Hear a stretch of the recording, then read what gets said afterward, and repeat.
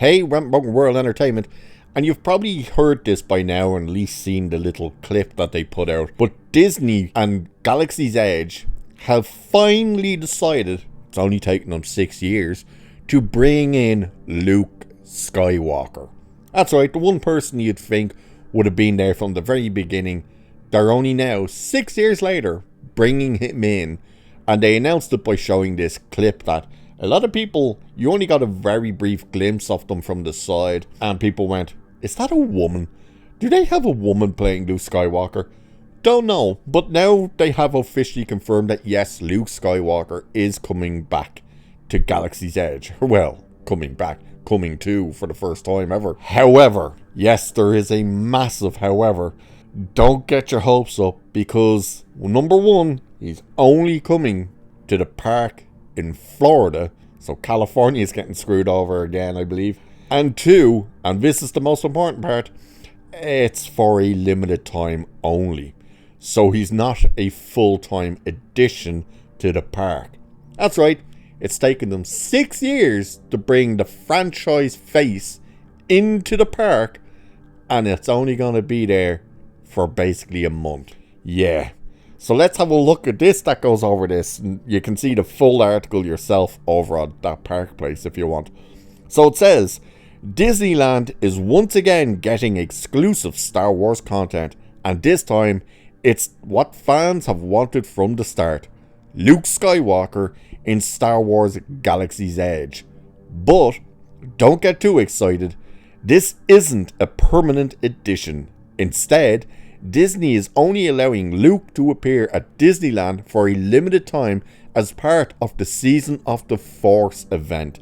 Meanwhile, Walt Disney World, the company's biggest cash cow, continues to get shortchanged when it comes to Galaxy's Edge offerings. Since its inception, Star Wars Galaxy's Edge has been anchored in the unpopular sequel trilogy, restricting which characters could appear in the land. Imagineer Scott Trowbridge once explained, while we as visitors may be able to experience different stories throughout Star Wars history, the characters on Batuu cannot.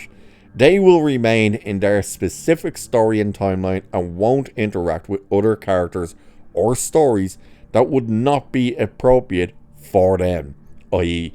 no Luke or Leia or Han or even Darth Vader. So it says, this rigid approach has meant that major characters from the original and prequel trilogies like Darth Vader, Han Solo, Princess Leia and Obi-Wan Kenobi have been excluded from Galaxy's Edge. Even though the sequel films have struggled to maintain a strong fanbase, Disney has refused to adapt, instead doubling down on this exclusive focus on the era of The Last Jedi and The Rise of Skywalker. However, cracks in the approach have been forming. Both parks introduced the Mandalorian and Grogu to Galaxy's Edge, and the new Mandalorian storyline is coming to the Smuggler's Run attraction.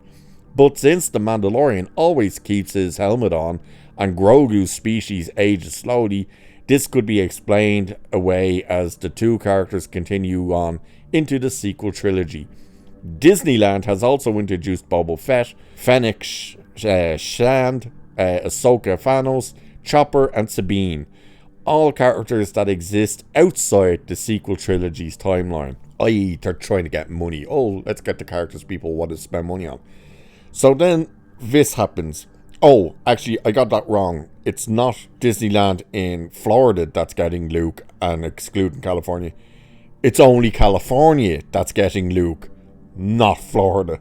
So it says, starting March 28, Disneyland will introduce a new projection show, Shadows of Memory, a Skywalker saga, which will light up the spires of Batuu with imagery of Star Wars history. More importantly, a shadowy visitor wearing Jedi robes will appear in the land, heavily implying that Luke Skywalker himself will finally make an appearance at Galaxy's Edge. However, this is being billed as a temporary experience, meaning fans have to scramble to Disneyland before Disney inevitably removes what is arguably the most requested Star Wars character from the land.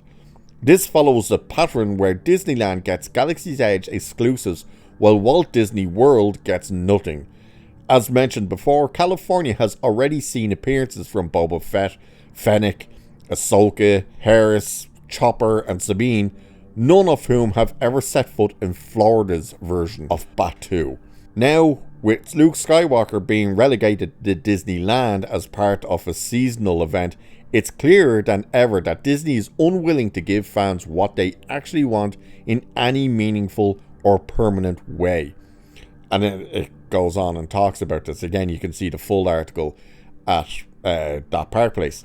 But isn't that just insane? It's like, 6 years and we're finally going to put Luke in here. However, we're only putting him in California, and we're only putting him in for this one event. That's it. Once the event is over, he's gone.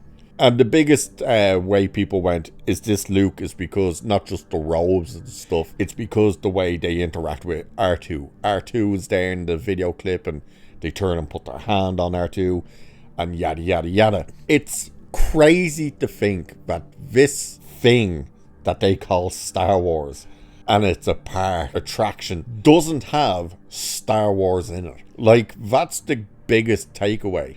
And even all the people who go to Galaxy's Edge, they've walked away going like, it doesn't feel like Star Wars. You could put any name on this attraction and it would fit. Star Wars, it does not. And remember, originally Galaxy's Edge was meant to be Tatooine. And Kathleen Kennedy said to Bob Iger, do you really want to focus on the older fans when we've got so many stories ahead of us? It shouldn't be Tatooine. And Bob Iger caved and went, yeah, okay, and told the engineers and stuff, change it, don't have it be Tatooine. And of course, once they did that, all the characters were gone. Do you know what even they say about Galaxy's Edge if you've never been there? There's not even Star Wars music there.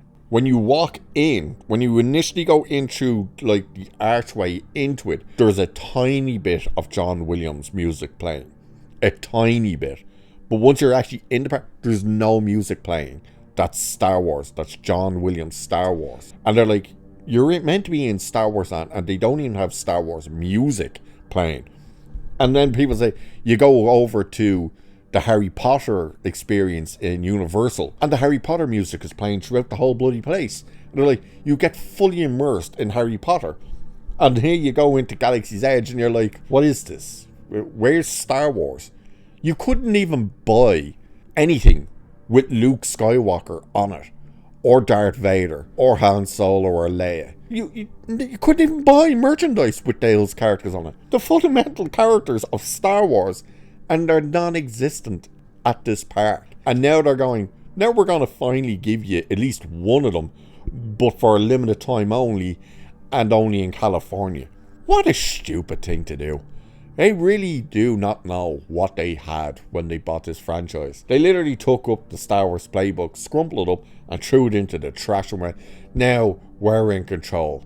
And how has that gone for you? You haven't had a movie on the big screen in 6 years. The last ones all were crashing and burning, and nobody talks about these movies. Nobody goes, oh, do you remember this scene and that scene? Nobody cares anymore. You've managed to do the unthinkable, and possibly what should have been the impossible. You killed Star Wars. Crazy. So, with that, I shall leave it there for this one. Like, share, subscribe. Cheers, and I will catch you in the next one.